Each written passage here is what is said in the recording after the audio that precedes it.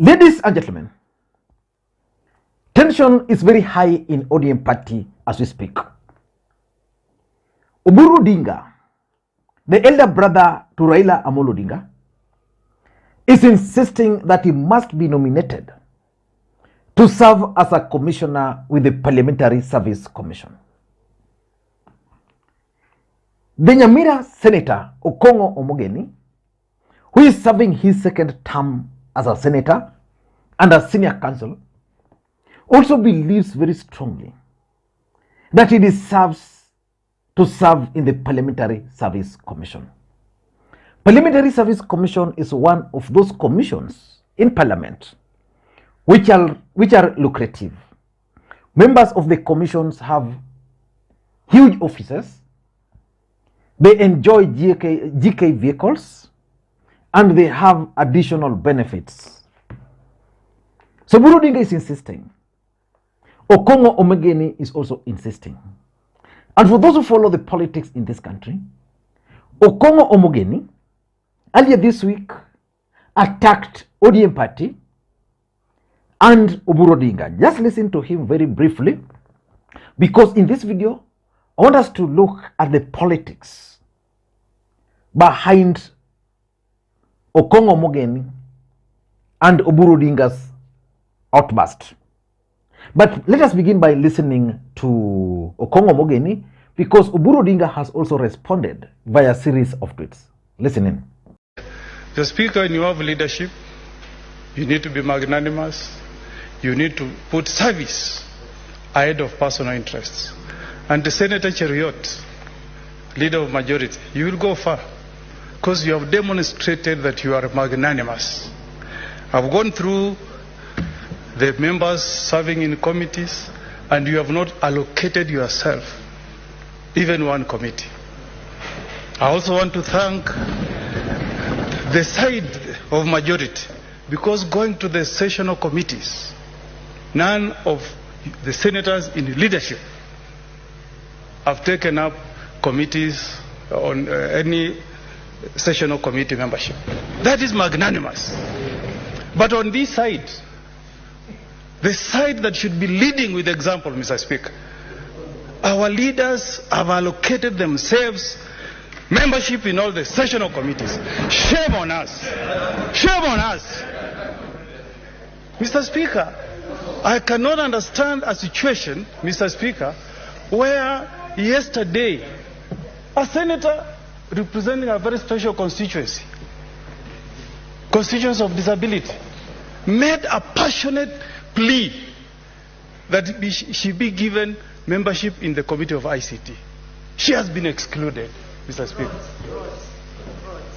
She has been excluded. It's a shame, Mr. Speaker. I've served in this Senate. I was here for 5 years, Mr. Speaker. When I was appointed chair of the Committee of Justice, Legal Affairs and Human Rights, Mr. Speaker, I had to seek membership of the Committee of Delegated Legislation, because I could not get time, Mr. Speaker, to serve in 3 committees, Mr. Speaker. But what I'm saying here, Mr. Speaker, and with tremendous respect to those in leadership, distinguished senators, Mr. Speaker, is a situation, Mr. Speaker, where somebody is in leadership, but they still want to serve in 4 other committees. What are we trying to show, Mr. Speaker? Leadership is not about you being greedy, Mr. Speaker. Leadership is about you giving opportunities to those who have the same qualification as you to serve, Mr. Speaker. The law students watching their professor here, professor of law, professor of gender, being excluded from membership of justice and legal affairs. What message are we sending, Mr. Speaker? Mr. Speaker, nobody is more special in the contribution that we made in garnering votes for our party leader, Raila Odinga, Mr. Speaker. From the county of Nyamira, from the county of Kisii, we gave as much as we could, like the senator for Isiolo, Mr. Speaker. And I can read the figures.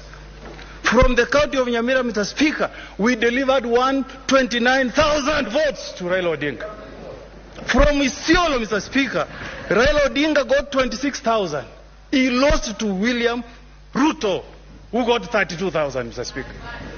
But as we speak here, Mr. Speaker, the only way you want to thank the Omogusi nation is to say that we deserve nothing, Mr. Speaker.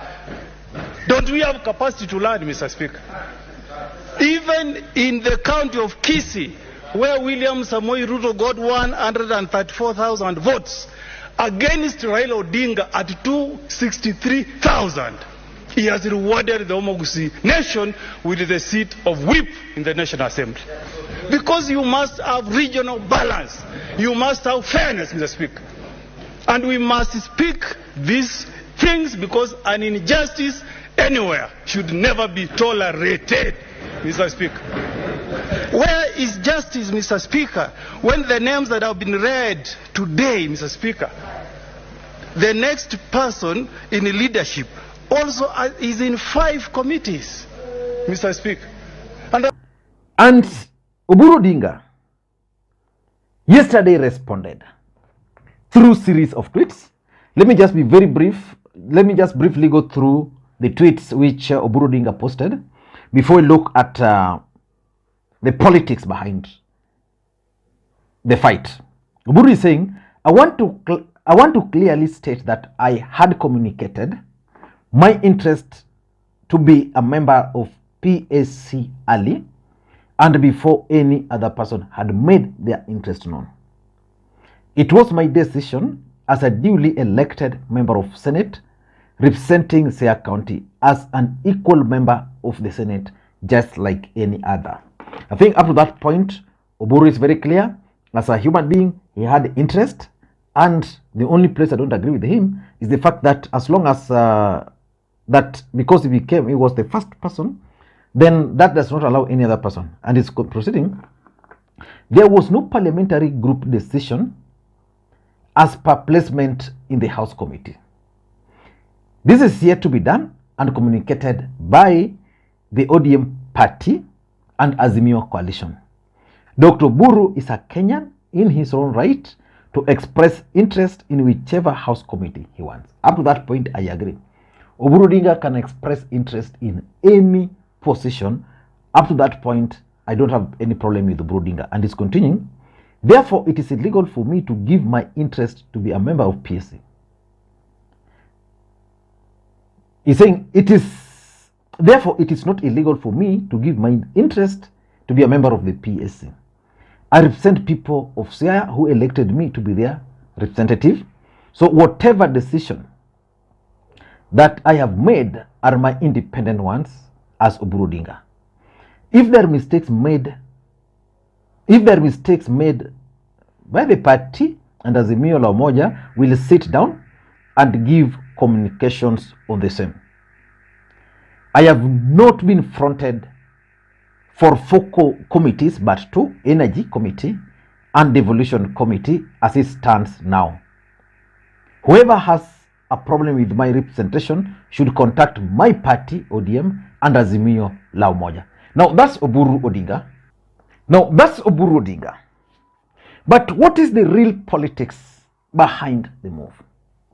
Just like I said, Oburu Odinga is interested. In fact, someone was telling me way long before this thing exploded that Oburu Odinga has insisted that he must be a member of the Parliamentary Service Commission. I don't know whether Raila Odinga will give in, and I don't want to tell him not to give in, but I think the best thing for Oburu Odinga is to accept that ODM is bigger than him. ODM is now bigger than the Odinga family, and as much as they are qualified, then if there's need for someone else to take over, then there should be need. But let me take you through what's happening. The first issue here is the reward system in ODM party.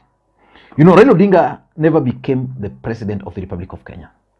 I'm sure if Raila had become the president of the Republic of Kenya, these people will not be fighting over Parliamentary Service Commission. Some of them would be positioning themselves to either resign to be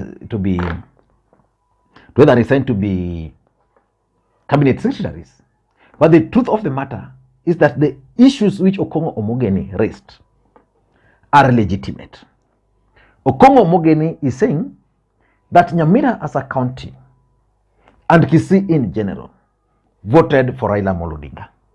But if you look at it, then you find that William Ruto has rewarded Kisii by giving them majority whip through Sylvanus Osoro.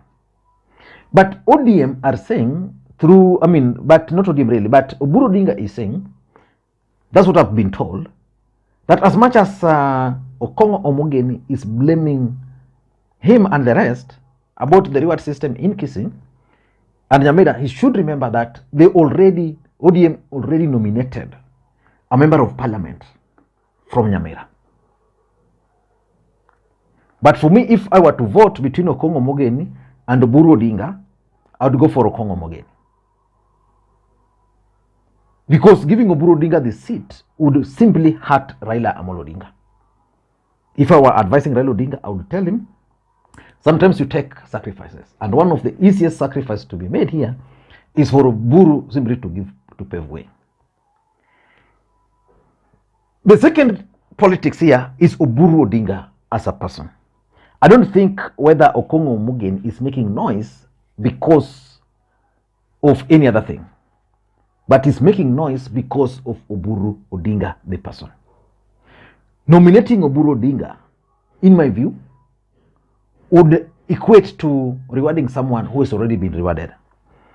In the last election, Oburu Odinga was at the East African community. There are those who strongly believe that Winnie Odinga is also likely to be nominated to serve at the East Africa Legislative Assembly. So that would mean if you give Oburu, the individual, the PSC, then you give Winnie the ELA, then there's a problem.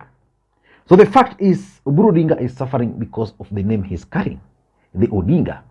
If it was someone, and let's say if it was my friend Senator Ojienda versus Okongo Omogeni, I don't think Okongo Omogeni would have had problem. So that's the other politics there, that Oburu Odinga and the Odingas have really benefited and they've been rewarded, and therefore it's time for them to give space for Okongo Omogeni. The third issue here, and Senator Omogeni talked about, is the issue of Tom Ojienda. And it's a legitimate issue. How do you fail to nominate one of your best brains to serve in the in Justice and Legal Affairs Committee, JLAC? That committee now has people who are not senior counsel, yet ODM as a political party has Professor Tom Ojienda in Senate, and you don't want him there. Why? For me, I'm reading the exclusion of senior counsel Ojienda as political, and it has to do with everything with Kisumu politics. Ojienda is emerging as a potential governor in 2022. Actually, Tom Ojienda is likely to become the next governor for Kisumu. But I think there are people, Professor Nyang' Nyong'o and a clique within Nyanza, who are not keen on these new emerging leaders. So Ojienda is being locked out of this committee because this committee was going to give him the limelight. Then you go and lock out Okongo Omogeni, another senior counsel, out of Parliamentary Service Commission, and then you nominate other people. Okongo Omogeni is a second-term governor, a potential governor for Nyamira in the next election. So I think the issue of Ojienda could be the reason why there are forces which are not keen on having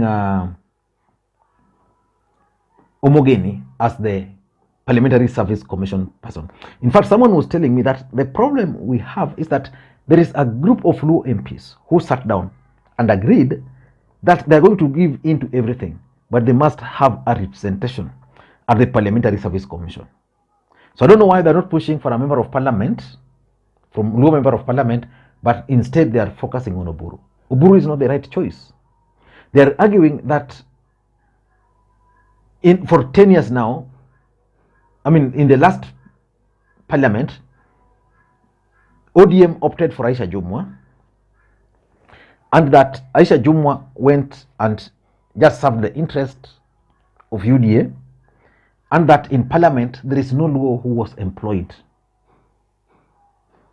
because Parliamentary Service Commission also influenced the employment in parliament. So the Luo members of parliament and senators are insisting that they must get the slot, but their only undoing is pushing for Oburu.